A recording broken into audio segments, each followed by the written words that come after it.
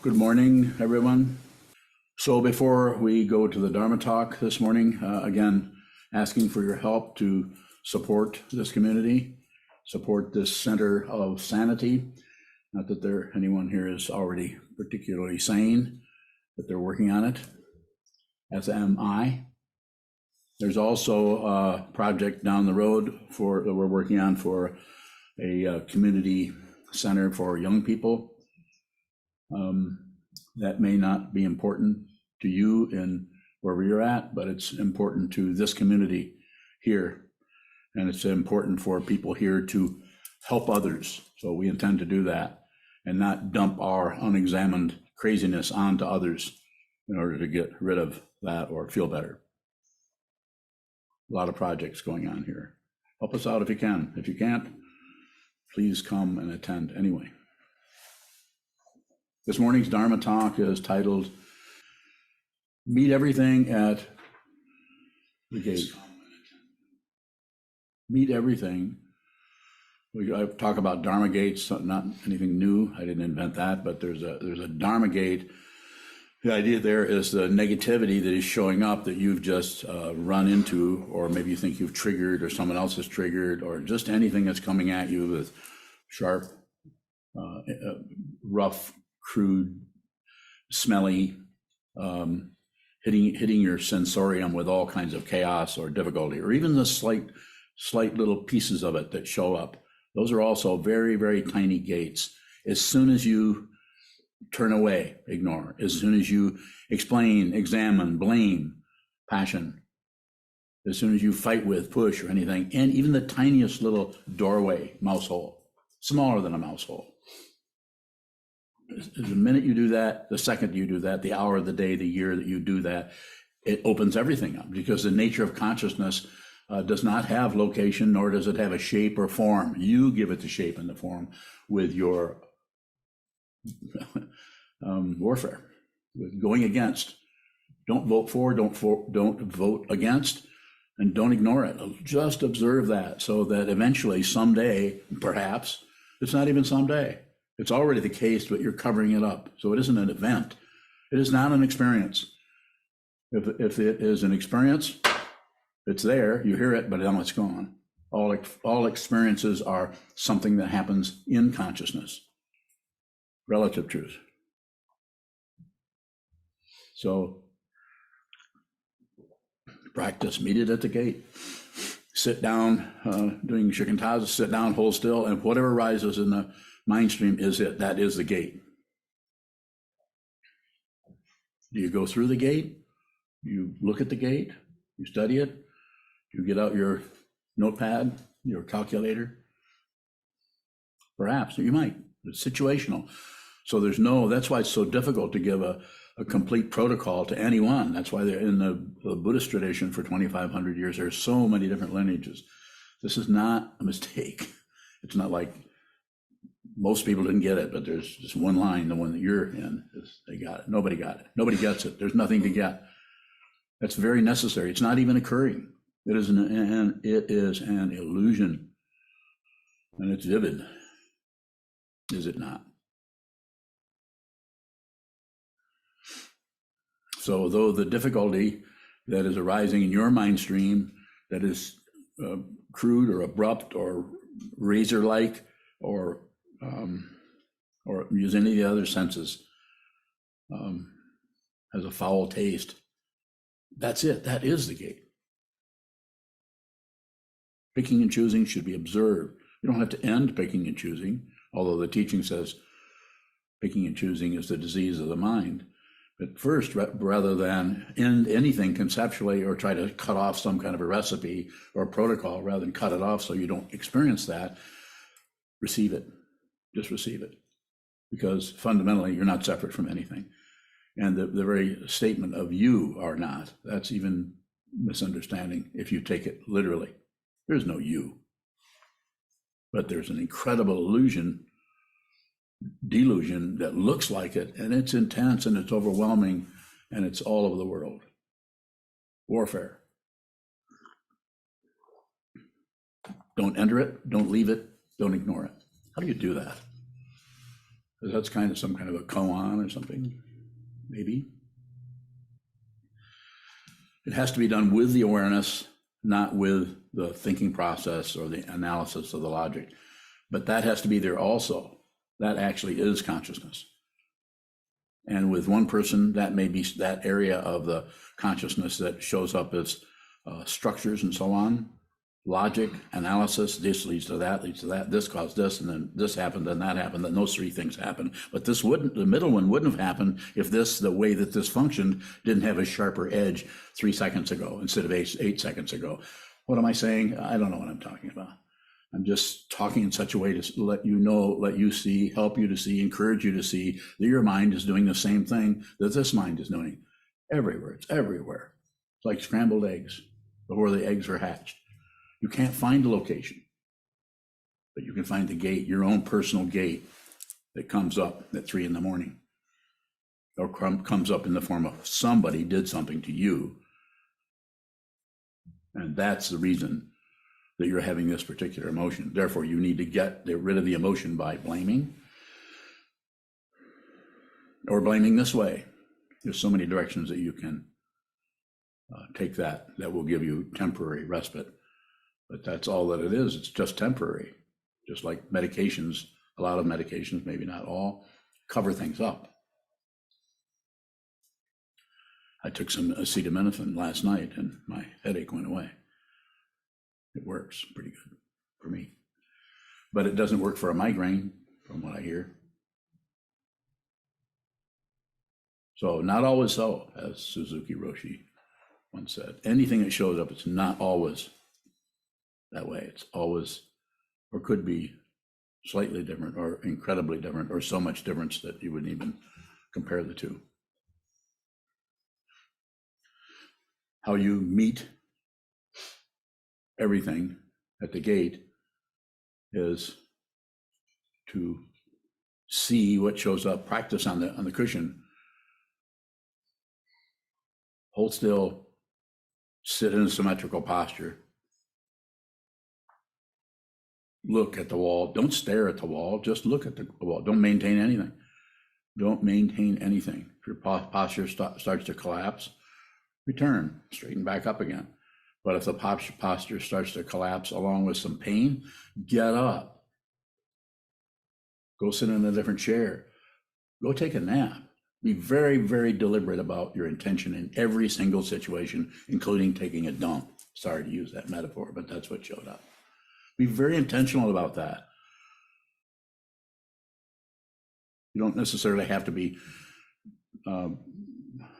chopping vegetables and making sure that you see every time you're witnessing some kind of focus on it. That's actually ignorance.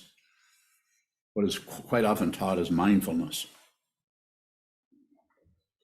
It's not mindfulness, it's ignorance. Because there is someone is being created that is mindful of something. I had to practice for decades to see that. No one really told me that. And well, they might have told me, but I was thinking about something else. So it didn't work. This is a very important way in which I'm talking about this, at least it looks that way to me. But I would really appreciate any questions you have around this. Take us, take me, take all of us deeper into this using your own question, your own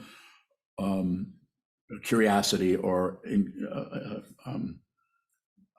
maybe ability or inability to see in this dynamic in a certain way. It is just about receiving, simply put. If you don't have questions, I can continue to talk. Going, is the gate the story that comes up going? Yes, story. I mean, that's part of it. There's more, but that's the story that what he said yesterday, or what any story about it, any direction is a story, is a cover up. But it's not a cover up quite as much if you see that see that you're building something. If there's awareness, if awareness is primary, just a way of talking about it. In other words, the awareness is not is like the space in which that occurs rather than what is occurring. So we're slowly kind of, you could say, kind of depersonalizing that, but we're not doing it through aggression. We're not doing it through passion or figuring out or calculating or pointing. We're doing it by seeing what is actually there. You're actually returning to your true state while you're still embodied as an other, as a human being, looking for something or avoiding something or entertained by something. You weren't entertained by that? Go ahead. Are there things that show up in the mind stream that don't, that aren't gates? Yeah, they're just neutral. The mind stream is full of all kinds of things coming and going. But if you're suffering, if you're fighting with it, if you're pushing it away, or if you're trying to aggression, or you're trying to push it away through passion or explanation or blaming, even if someone actually did something to you, that's why it's so damn difficult. Even if someone did actually cause this and is interacting with you in such a way that when they do this or do that, that just makes things very difficult for you. And you don't know, maybe you're tied into, maybe you're married to the person. Or maybe it's your mom or someone really, really close to you that you culturally you're really tied into, but really don't have a lot of connection with. But yet the cultural causation is still there and needs to be received. So that's why it's so difficult, because the cause and effect is the cause and effect is actually there. You could take it to court and you wouldn't even need a good attorney. It's so true. But it's relatively true.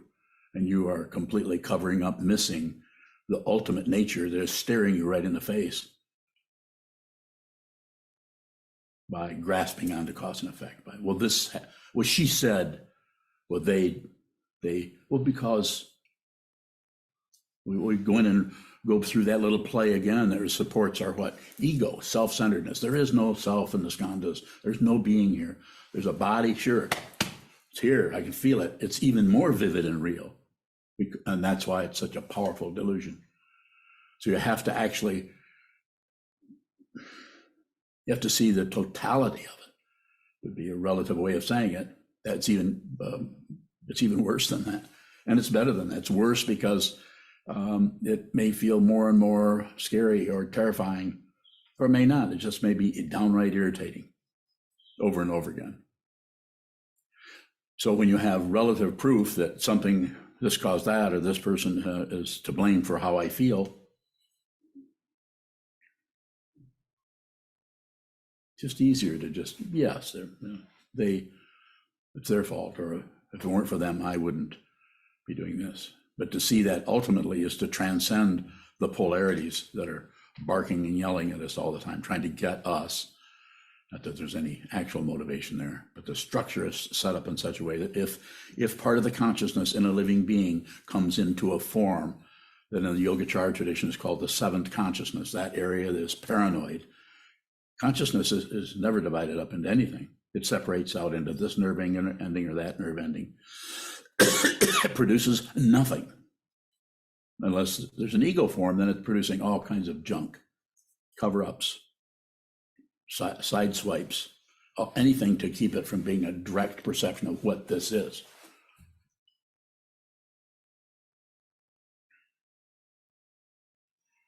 So you have to actually see through, for lack of a better way of saying it, see through the stage play that is so believable. You have to actually see that you're in the front row, you're in a theater called your mind, and there's all kinds of characters that are aspects of your own consciousness.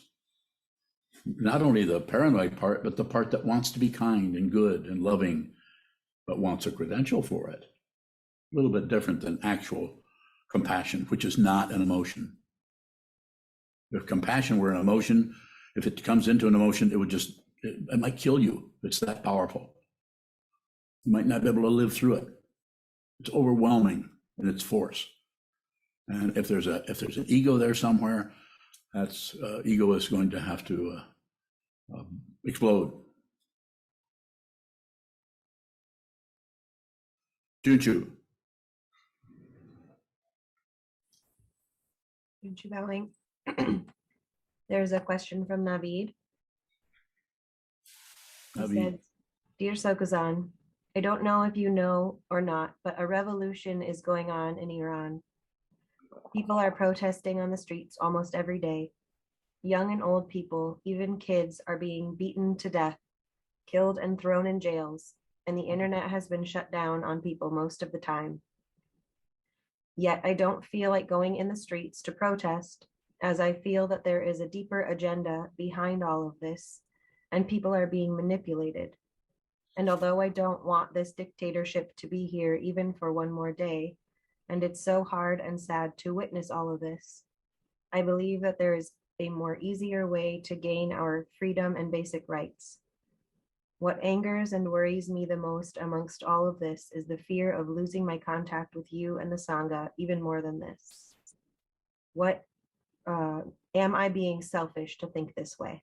No, and you can't lose, once this contact is established, you can't lose it. Because it's always been there. You've uncovered it, here it is.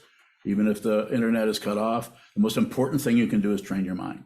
I'm not saying you shouldn't join a movement if you want to, if you're moved to do that, then perhaps you should.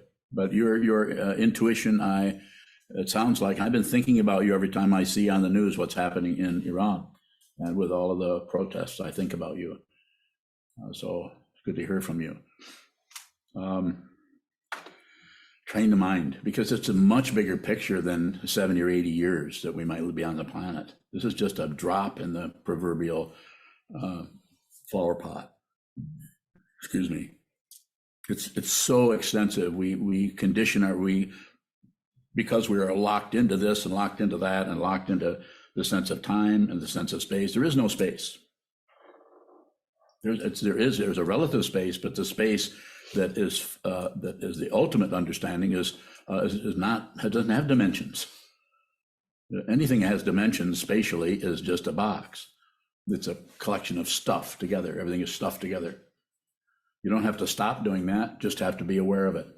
And in your situation, I would say just return to the cushion, return to the teacher, the teaching, the community, return to the Buddha, the Dharma, the Sangha, however that shows up for you. I say that if you understand what's being said by this old man, you don't have to be a Buddhist. You don't have to be anything. That would be up to you. I would trust you to decide what to do. But if you have a little understanding of what I'm saying, train your mind, because everything that you think you are as a human being is going down, but who you actually are can't go anywhere because it's never arisen. Therefore, it can't vanish, to use conventional terms. And there's no guarantee of anything. However, you understand that is not necessarily how it is. Like I sometimes say, you don't understand. You don't know what you need to understand until you understand it. And it is astonishing. How do I know? I don't know anything. I have no credentials. These are just temporary. So, Naveed, I hope also that we don't get disconnected. Continue to connect on the book studies if the structure allows that to happen. I'll come in on the Dharma talks and continue to ask questions. And I think you're the only person in Iran that I know of that has any connection with this community. I don't know, but you're doing the best you can with the causes and conditions that has been like a landslide for centuries, more than centuries. A landslide that you cannot interrupt dependent origination. You can only be aware of it, and when you're aware of it, instead of being observer of it, you are dependent origination. And when you are dependent origination, then you really realize what choicelessness is. It's complete. It's gone. There isn't anyone left. This is just a voice, not a credential. It's just a voice. I'm actually speaking for you, if you understand what I'm saying. What you need to hear. How do I know? I don't have any information. I have no knowledge.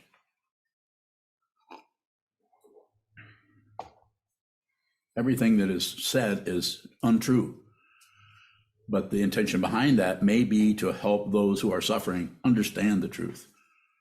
Read the 30 verses 50 or 60 times, slowly, by What was that guy's name? Starts with a V.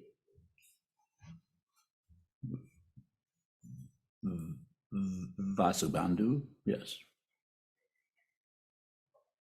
Got that memorized? No.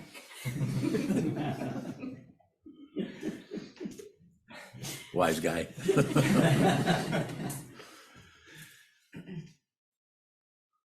Further questions? Sir? Shoto bowing. Is it the 3 poisons that changes something that shows up into a gate? Bowing. Say more. Shoto bowing. I'm trying to understand what seems like a distinction from stuff showing up and then stuff being a Dharma gate. And I'm wondering if it's that positionality that turns it into that gate quality. Bowing. What do you think? What is it you want to know? Because it sounds like you're saying what you want to know.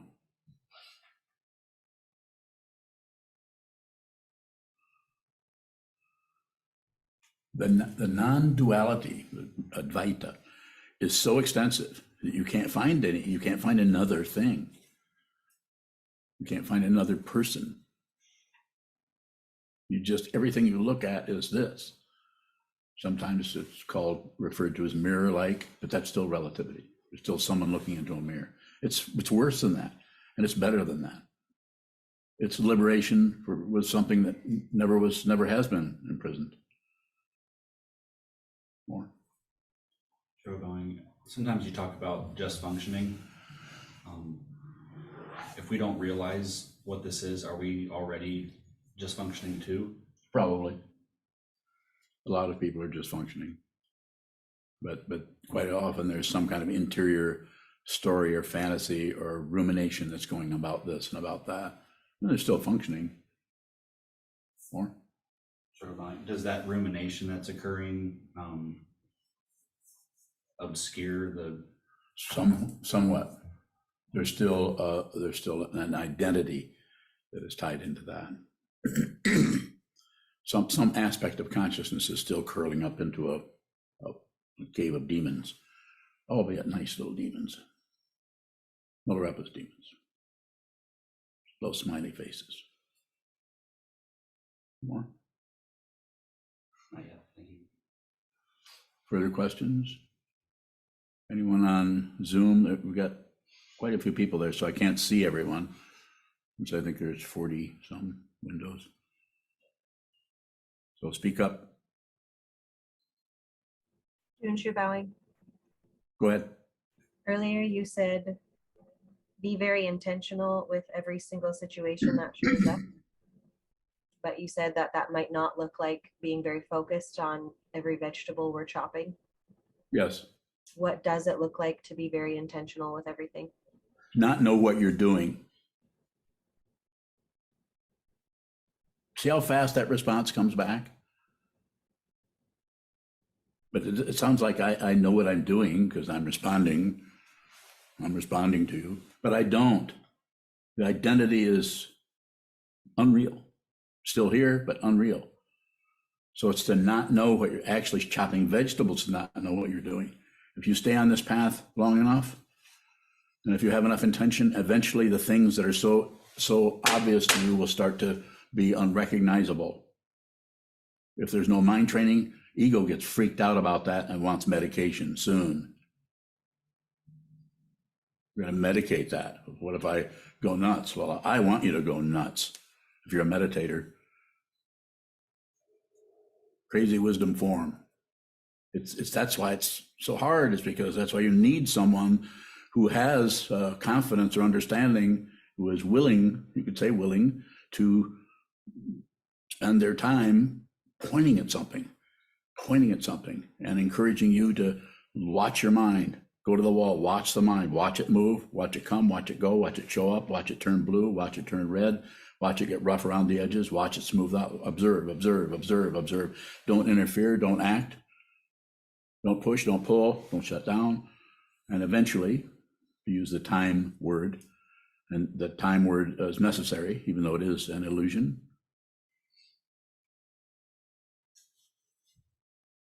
See what this is yourself. You actually awaken to it, as the Buddha did 2,500 years ago.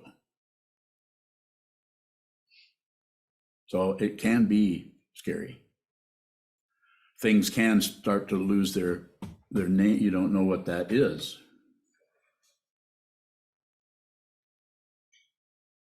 It's not Alzheimer's.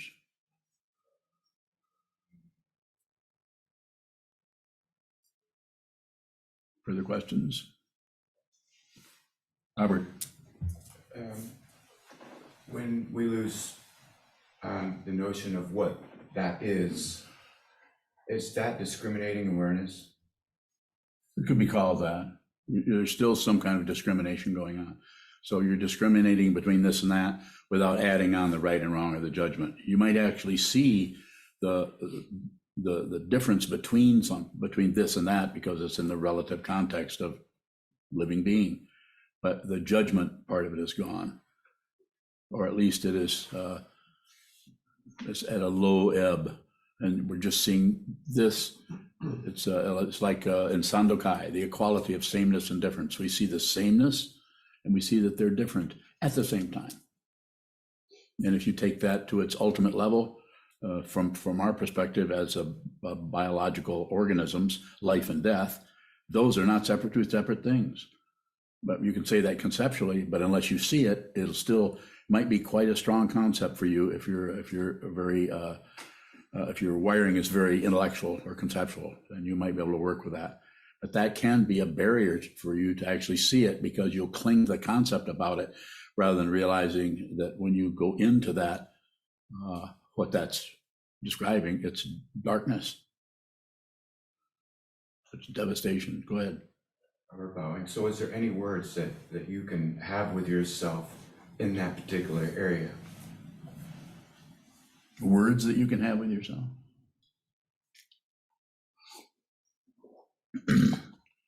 Parcheesi. Chess.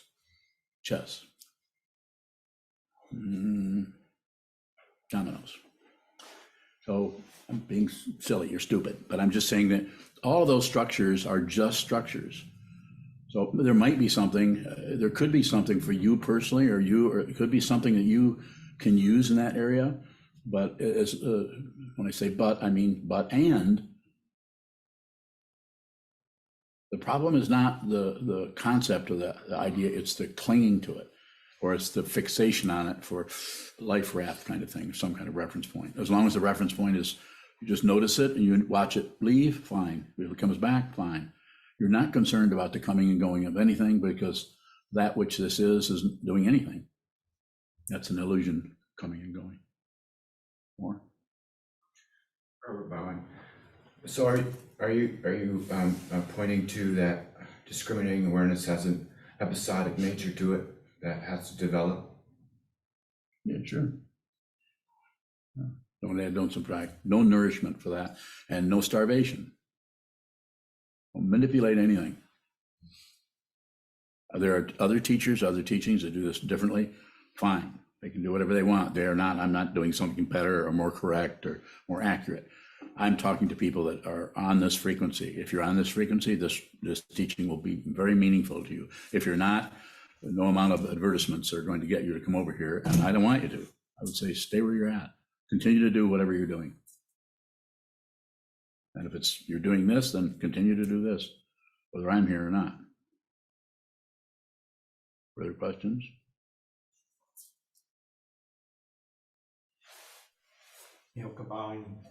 Is there a barrier that's a gate? Is there a barrier that's a gate? Is that what you said? Yes. Yeah, they all are. Walls of the mind, muke geiko, as it says in Heart Sutra. Walls, they look like walls, but if you look at it, look at the wall, you realize that's actually a gate. That's actually a doorway. Go ahead. What closes the gate? Fear. Fear will close it down, take the hinges off, take the handle off, so it just looks like a wall. Might even paint beautiful scenery on it. Not wrong. just avoidance. This doesn't mean that an artist or a painter is avoiding anything. Doesn't mean that a musician or someone is creating a lot of forms. Not necessarily. Maybe some, but not a problem. Just like you don't have to be celibate and go to a mountaintop and only eat before noon and all of the things that were very necessary probably in ancient times and medieval times when there was no smartphones. It's different. It's different. No, it's different. So we can actually do this as a community. It can be done. I know it can be done. How do I know? Because I've seen them fail. So I know. So it's always about intention. It's never about success. If you try to go and set some kind of a goal that you are fascinated by or fixed on, or you're so unclear about the halfway measures, you're so clear about what happens between this intention and that goal, you're right back to rotation and relative truth. I don't want you to do that particularly. I want you to realize what this is. If you're on the path of realization of intention, you can't help but have a sane community. The sane community does not mean that everyone there is completely without obscurations or afflictions. No, they are aware of them. You may have to just be aware of the afflictions until you realize your true nature, and that may or may not happen. Hasn't? I guess it was Nagarjuna. Nagarjuna said a couple thousand years ago, you may realize this and you may not. I thought it was incredibly funny. One of the few comedians in the Buddhist teachings. You see the humor in that? You may realize this, you may not. That's not funny. Well, wise up. Well, what is the joke? You're already awake. There is nothing to accomplish. There is nowhere to go. But you may have to spend a lot of time, go the spiritual path, looking at what this is. Intention. And the intention is tied in, of course, with the community, which is be with all things, the Bodhisattva Yana. Putting others before oneself, very difficult. Most of the time is spent seeing how you can't do that. You don't even want to do that. But it's still about intention. Intend to do that. You don't have to succeed. There are no merit badges anyway. Lots of room for questions there, and I'm so anxious to hear what I would have to say about your question. Because otherwise, I don't know what I would say if you don't ask. Sokuzan bowing.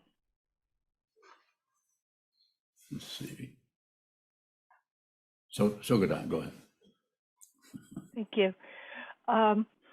Earlier, you were talking about along the path, you'll feel lost and you won't know what this is and that.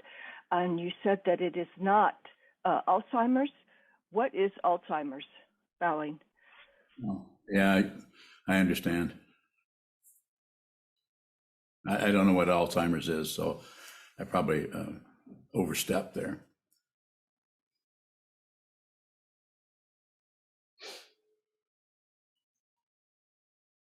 More? Sokuzan bowing.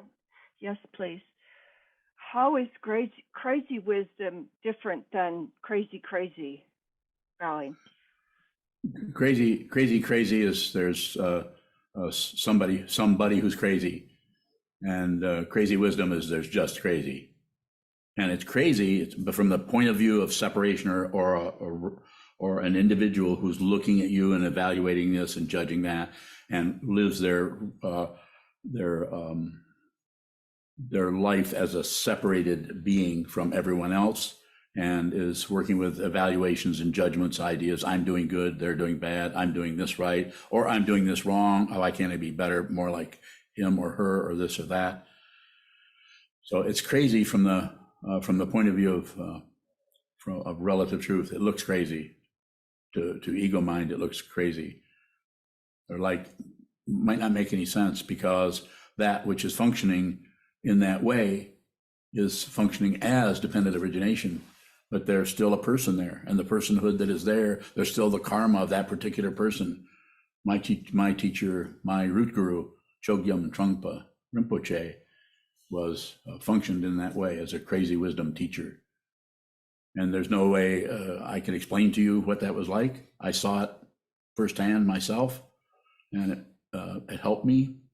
I still had decades of practice to do once I began to see what he was pointing at. Took a long time, very long time, decades. So the crazy wisdom idea is, my understanding of it is, and he might say this differently, is that it's going to look crazy because it's not coming out of individual desire for this or wish for that, other than the vow to be with all things or save all beings. But also any of the karma that shows up in your body right now is dependently arisen, and it comes from beginningless time. It comes from the 2000 BC, or it comes from the 13th century. Other lifetimes. There are no other lifetimes because there is no one. But the illusion of other lifetimes is just as prominent as this lifetime. And that doesn't mean that you're going to that you had a past lifetime. No, we're not here to promote belief in past lives. Don't believe in anything. Don't ignore anything. Don't disbelieve anything. Just this. Just receive whatever's showing up. Receive sounds, smells, tastes, touch. Receive it.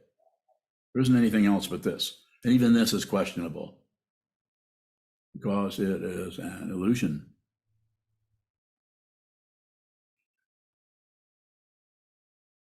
Go ahead. Dr. Bowing, you said it's going to look crazy to ego.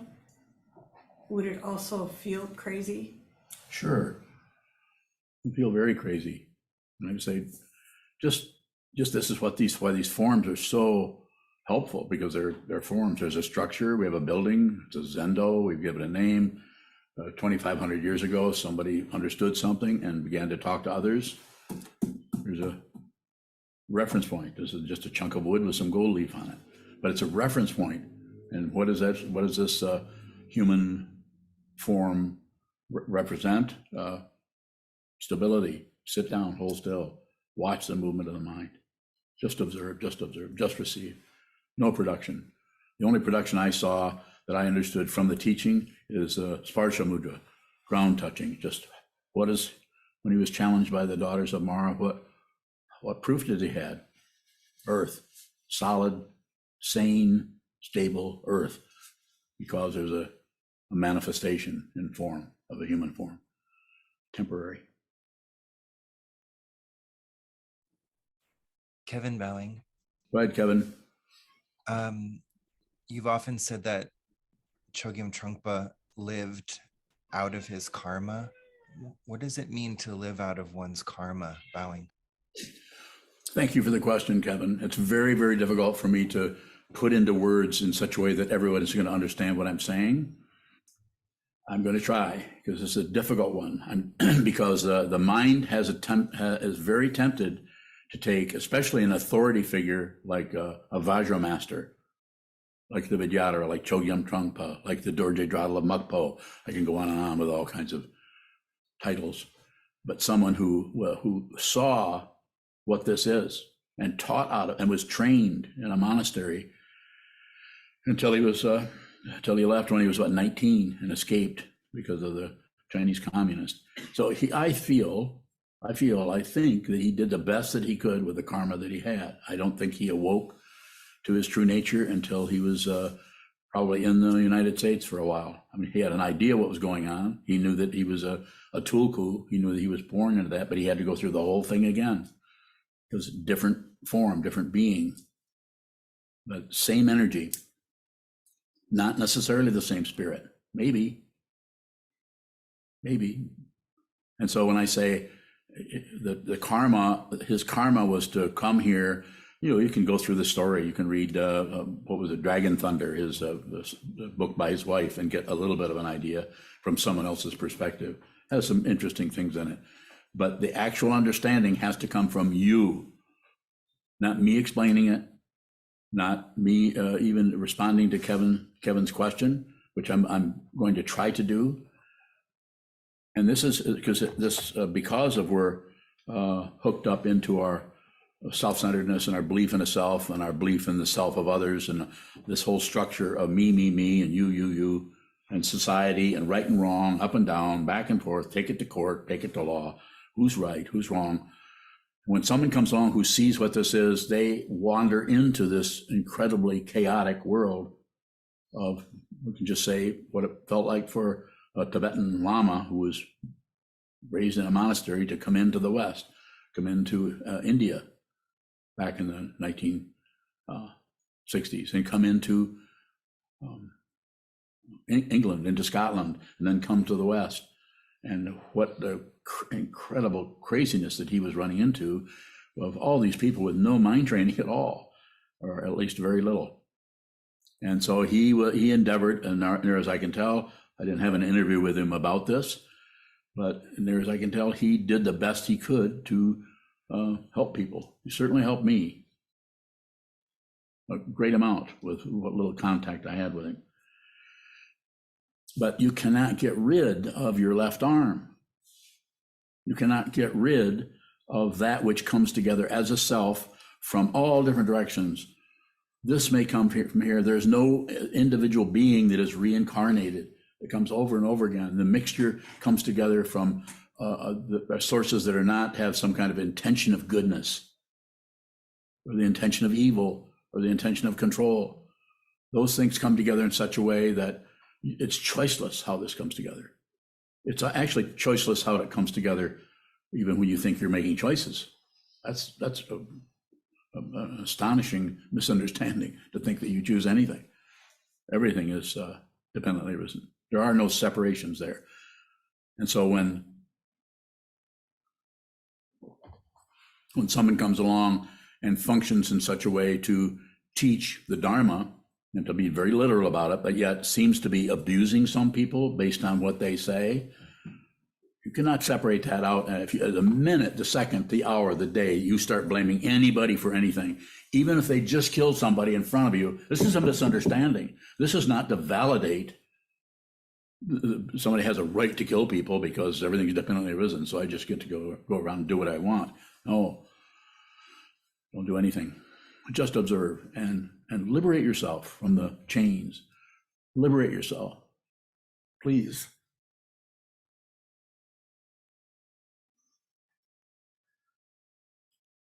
You don't have to do this. You don't have to be a Buddhist. You don't have to be a monk. It may help you. You know what you have to do. But if you don't begin to receive what this is, no matter what it is, receive it no matter what it is, and some aspects of it, well, I'm not going to accept that part, Larry, because this person, that person, this person has looked at this from another direction. You've not even seen it. You weren't there when that person, abused somebody? You weren't there when that happened. So what you got out of Harper's Magazine, or out of what somebody who was there, who knew somebody was there. I'm not mocking anyone, and I'm not invalidating your experience of it, but it's very, very complicated. It's so very complicated that the only access to it is through your Dharma gate, your personal Dharma gate. Liberate yourself. You don't have to liberate the world. You aren't separate from the world anyway, but liberate yourself so that any action you do, you may not be a Dharma teacher, but the actions that you continue to do in the world, whatever is left of your life, will not add to, you won't be downloading your own passion, aggression, and ignorance on others so that you'll feel better. So I can use another more direct question, Kevin, on that situation. Go right to what you're looking for, and I'll be as direct as I can. Kevin Bowing, so is just receiving what arises in the mind stream and life stream living out our karma? Bowing. Yes. And to add on to that, it also means that if you're just receiving everything, you might get up off the cushion or the chair you're on right now and go out and join a movement. You might go back to college and get a degree that you didn't think you need. You might, it's just so many directions that can go, that if you're on receive, you won't make any more choices. While I do it, you won't do an either or on yourself at all. You will just function. And it's an astonishing understanding that ends up with no particular results. There's no result. If there's a result, if you're suddenly enlightened, you're suddenly kind, you're suddenly understanding, you're suddenly, it used to be this way, but now you're this way. You have work to do. And if you listen to that and think that I'm incorrect, then I would give you the benefit of the doubt. I said, probably I am in your case. You should do what you need to do. You decide what you need to do. But if you ask me about it, I say, don't make any decisions. The decisions will come to you that you need to go through that door. Or you need to go through that wall. There's the door right up there. Why don't you just take the door? No, I need to go through that wall, and I'm going there. It's not a stubbornness. It's just intention with incredible power behind it. Sometimes called bodhicitta, mind of awakening.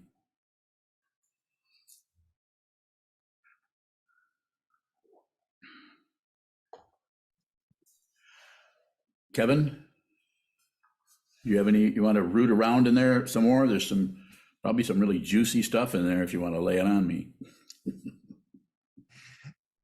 I'm scared. Kevin Bowing, so what is the difference between the choicelessness of living out one's karma and being impelled by mental impulses from beginningless time? Bowing. Ooh, you really want to know? You guys going to help me with this? What is it you want to know? That sounds pretty fancy. What do you want to know fundamentally? I can go back to that if you say that's what I want to know. But I think you can open that up a little more. Well, I'm just thinking of crazy wisdom and behaviors that others might deem. Okay, this is what I really want to know. The first time I ever met you, you told me to sit a lot and be an asshole in my life. Probably. And I wonder what you meant by that, Bowing. So you can actually know that the color of your eyes, the shape of your body, the state of your mind is none of your business. No one created anything here. There's no person who's going to be a really good person or a really enlightened being. There's no personhood. But sitting a lot actually begins to awaken the bodhicitta. It's deep. Begins to awaken that so that, and then if you go out and just live your life, no meditation and action baloney. You go out and you just live, and then the awareness that you could say, to use the relative term, that you are sharpening on the cushion, sharpening that so that you're seeing, because you're receiving things without adding, subtracting, or dividing, no math. You're doing a lot of that. That starts to show up in your everyday life. So when the asshole part of you is starting to show up in your life as some kind of something that you might try to stop or explain or justify, then there's more clarity around that. The awareness, the space around those situations have less picking and choosing and more discriminating awareness wisdom, to use a fancy term, is that you actually start to see the structure of the situation. So consciousness is finding its own form. It's not being thwarted through passion, aggression, and ignorance. So you're beginning to train your mind without even knowing what it is or what your mind is. So, and I think that's from knowing you for the last, 10, 12 years, something like that. I would say that's what's happening. You may not notice anything. Sometimes we practice and practice. We've been practicing for several decades, and we think we're not improving, and we're not. You don't need to improve. You need to see the truth, and that might be going through lots of difficult passages or going right into that cave of demons and dealing with it rather than coming out just outside the cave and explaining everything and explaining reality and why things come and go and how this caused that, and explaining to people how Vasubandhu's teachings and how those explain the whole structure of dependent origination and talk about non-duality, no self, no other, no up, no down, no back, no forward. You can get that intellectually, and if someone has a lot of ability in that area, it's pretty amazing what people can convince you of. But if you do it just with awareness, you won't have much to say. You'll have production based on someone asking you to teach or asking you a question. Other than that, you won't say much. I'm not saying you won't comment on the weather.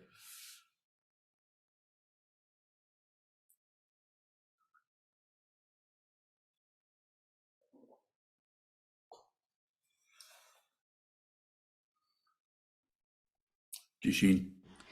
Jishin bowing. Is not knowing what we are doing the same as taking a leap into the darkness? Yes. Uh, Yes, it is. Thank you. Further questions? I'm Jason Vine. Go ahead, Jason. When you see the ultimate truth, is it more difficult to participate in the relative truth? Bowing. No. And when we say see ultimate truth, that's a very relative, that's actually not so accurate, because you can't actually see ultimate truth. Or as you say, see what this is. See what this is, yeah. I would use that. And the relative statement is not separate. There isn't anything you can see that's other than what's looking at it. And that doesn't really get rid of the ego, doesn't get rid of anything. In fact, in fiction, the ego is even more included. You're more egotistical. So I was just thinking, like, if you're a lawyer and and now you're seeing what this is, and you're just like, this is ridiculous. I mean, I know No, go ahead. I know it's a hypothetical, but That's all right. Go ahead. how do you, your ego or yourself, how do you navigate once you see what it is? I'm ready to answer if you're ready to listen. Yeah, thank you. You don't navigate. You only navigate if there's something else. You only and I'm not saying you don't plan to plan a lunch or have a menu. I'm not saying you don't have, but you don't actually navigate anymore because you are so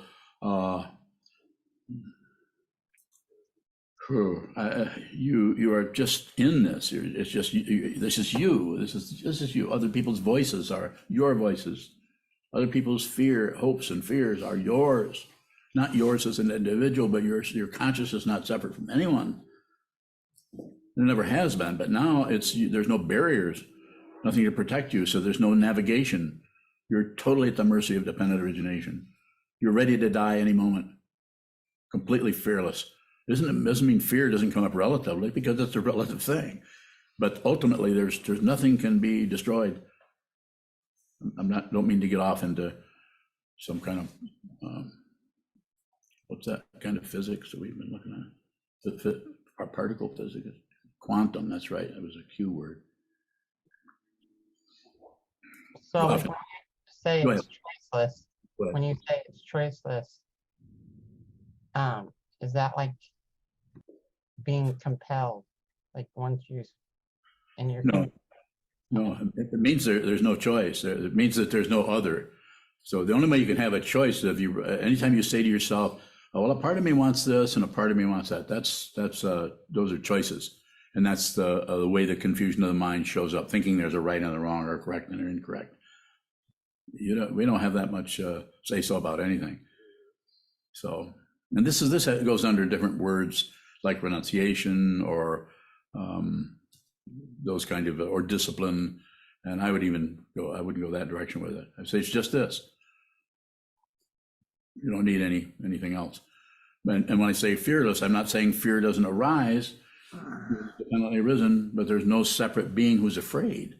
So that it's very interesting to watch fear come and go, looking. It's like fear is looking for somebody. There used to be somebody here that would help me with this and would be afraid or something. It has that kind of a quality to it. The one word that keeps coming up for me is it's quasi. Is that helpful? No. It is. It's just outlandish. The way this whole structure shows up and allows us to go into it intellectually, for thousands and thousands, countless, whatever that measurement, I can't think of the Sanskrit word for that, a long distance. What is that, Jisho? Kalpa, is it? Kalpa, yeah, countless kalpas. You can think and think and think and think and figure and calculate and go on. Or you can just receive. We're not here to produce as a primary, but production needs to happen, but it needs to come out of this incredible awareness that you have that you tend to cover up because you're protecting this body. What if something happens to me? Well, something's going to happen to you, your body. When you said quasi, do you mean quasi? Quasi? No, I meant quasi. Quasi cat. Then I need to look at it. You knew that. You're very insightful. Oh, sometimes I'm not as aware. So, okay. Okay. Andrea Bowing. Go ahead, Andrea. How do you deal with difficult mental states that are more similar to like global climate as opposed to weather? Bowing. You're going to have to clarify. I'm following you a little bit, but what is it you want to know? And let me respond to that rather than get involved in climate and weather differentiation. Andrew Bowing, how do you deal with mental states that are like in the background and they kind of affect everything else and they last a long time as opposed to being kind of short? Bowing. So it's there's something in there that is calculating the length of time and adding on to the negativity by, you could say, complaining about the length of time or taking note of how long this has been rather than just there. So as best you can, get to the wall, take everything to the wall. I mean, you don't have to take it there to think about it, but take the whole body-mind complex that is a human being, or your particular human form with your consciousness and everything. Sit down, hold still, and train yourself to receive the world through all of the sense fields, including the mind. You do not produce thoughts, just like the ears do not produce sounds, the eyes don't produce sights, the mind does not produce thoughts. Think about it. You're welcome. David Bowing, can I ask a question? Certainly. Yeah, can you explain, you said this a couple of times, the ego thing, you don't have to get rid of ego. I mean, I know you don't have to get rid of it, but what do you mean by that? What do you mean by egotistical? I don't quite understand that.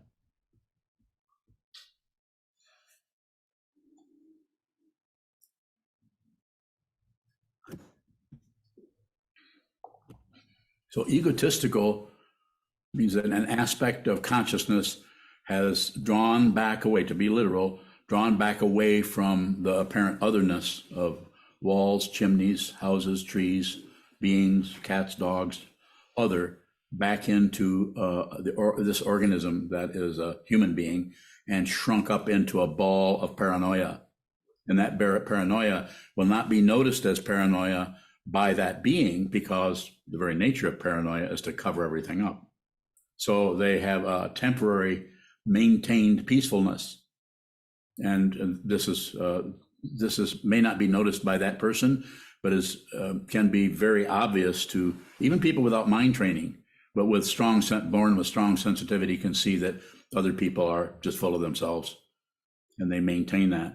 So they won't even know they're afraid because they've curled up into a bunch of concepts, ideas, opinions, judgments, evaluations, and conclusions. So not that they don't step outside of that a little bit, but they're very cautious to do that. So that's what I mean by egotistical. But when I say, to go a little further, what I mean by you don't have to get rid of that, you might be able to, but there's no need to. If you just see that that's unreal, then it tends to come apart. It might come together in certain situations because of dependent origination, but since your so-called identity is no longer located in an individual or in a conglomeration of stuff we call the seventh consciousness, your consciousness does not have a position in time, has no locality, and you're not limited to anything. Therefore, you're not even concerned whether your body keeps going or not, but you don't take your eyes off of it. You're not even concerned if this caused that, caused that. You don't interfere with something. This doesn't mean that if you see somebody hitting someone else, you don't go up and grab them by the ears and pull them away from that person. You still function even more so as a relative being, because your clarity does not have limits to it anymore. If it has limits, then you're right back to ego, me and mine, and who's winning and who's ahead. So, but if you see it's unreal, you're liberated, and it's not a state of mind. A state of mind is a state of mind, but it's not a state of mind. It is mind, which belongs to no one. Are you saying that even you are egotistical? Of course. Oh, that's what I thought. Okay, thank you. You can see it. It's all over me. That's all. I can see it. That's why I was wondering. But no, I'm not trying to be funny. I mean, I am. My point is, no, you're not. That's not. That's helpful. I get it. Thank you. Well, it's helpful to me for you to ask that question, because other people might want to ask the same kind of question and are not ready to do that, and you are. So thank you for the question. I appreciate it. Thanks for the answer. Appreciate it. Thanks. Any other questions? Don't let me get away with this. You got something. You better bring it this way. Yushin? Yushin bowing. Good. It's not about the same. How the forms which are coming out of the division of consciousness different from the production of ego? Bowing. The forms that are coming out of consciousness are just dependently risen. Those are just coming and going, leaves falling, and weeds growing, and just things are coming and going, coming and going. And if it's the ego driven, then there's a passion, aggression. Then there's some kind of aggression behind it. There's some kind of self-centeredness that wants its way. And whereas just the coming and going there's no picking and choosing going on there, other than the one that looks like picking and choosing, which is just a functioning of relative truth. This caused that, caused that, caused that. Water, sunlight, plants, dirt, dead mice, fertilizer. Thank you. You mentioned that sliding land, which we cannot stop. Is that Yes. sliding land caused by dependent origination or the production of ego? Yeah. So down through the centuries, what is happening as he was talking about in Iran, that's been going on for centuries. The craziness that's going on in our country right now, you can trace this back to the craziness that's been coming and going, in the United States with the Constitution and people trying to get power. And here we are again, people trying to get power, and they may get it. So you just observe the same landslide as in your mind. The stuff that brought you into this world didn't start just however on your birthday. So is it ego or dependent origination? Not separate. They're not separate. Ego is dependently risen. Dependently risen is a way of talking about something where nothing happens. And there's no occurrence there. If there's an occurrence, then we got other occurrences. Then we've got an occurrencer and someone watching the occurrence, someone causing the occurrence. And it's just we're right back into right and wrong, up and down, back and forth, life and death, correct and incorrect, relative truth. That's why the ultimate path, the path that the Buddha pointed at, and other teachers down through the centuries, the bloodline, the lineage of teachers, True teachers that teach out of what they're looking at rather than what they've been taught. There might be some of that happening there. They need to be taught something to even get so that they'll actually look at it. But they're seeing that. Thank you. Is everybody looking at their watch now? No? Junshu bowing. Yes. Junshu. There's a question from Spool String. I've been waiting for a question from Spool String. Go ahead, Spool String. He says, I broke my foot some weeks back. Sitting was not optional. What returns? Why do patterns of thought return always the same? So, we could respond to that. Many people with much more brain power than I have could respond to that in a way that would be relative to your question, why they come back, whys and whys, why this, because of that, because of that. But I would say you might be better off to look at the what question. What is that? Why is circular? Anytime you say why, you're going to get a because. Well, it's because of this, because of that, because of this. If you go just 3 levels down, you still have somebody you can put in jail for it because they're a criminal. But if you go way back, you can't find the original source cause for anything. So if you take whatever shows up that you're seeing as contrast, just say, what is that? And then wait, is a relative way of saying it. Just, what is that? And then for everyone to do this in some way might take a while. It will take a while. Say, what is this? What is this wall in front of me? What are these hands that I just am so used to that I never get my hands confused with somebody else? But you may look at that hand one of these days and not know what it is. And without mind training, that can be scary. To not know what you're looking at, have no name, not even know whose hand it is. That situation won't last. Or if it does, you won't care. Or if it does, you will care. And without mind training, you're likely to go to relative authorities, just like Susan Segal did, who wrote Collision with the Infinite. Instead of going to a meditator, somebody who's been working with consciousness and with the mind their whole life, they go to a doctor and then they try to medicate her instead of help her fundamentally. She's passed away now, but that was an interesting book that she wrote. Take one more question, then we'll go elsewhere, if there is one. Anyone here in the Zendo? We have 400 people in here. No one has a question. Oh, all right, go ahead. Milka bowing. In a sane community, or like this that we're intending to be Yes. more sane, what happens to the barriers that show up bowing? They may fall away and they may stay there. But what happens if the community is sane? That doesn't mean everybody is sane. It means they're aware of their craziness and they're not dumping that on others. So they're responsible for their feelings, emotions. And also not blaming themselves. They're just willing to have a willingness to feel, to observe what this is without going, it's because of Nishikai that I feel like this. How does that feel? Not good.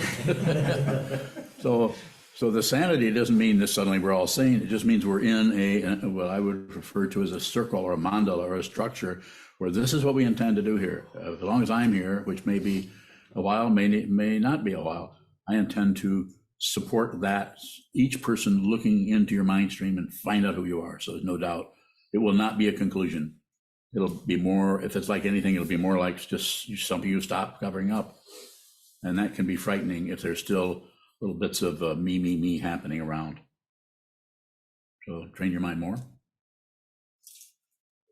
It might seem more crazy here because everyone here it's community, it's Sangha.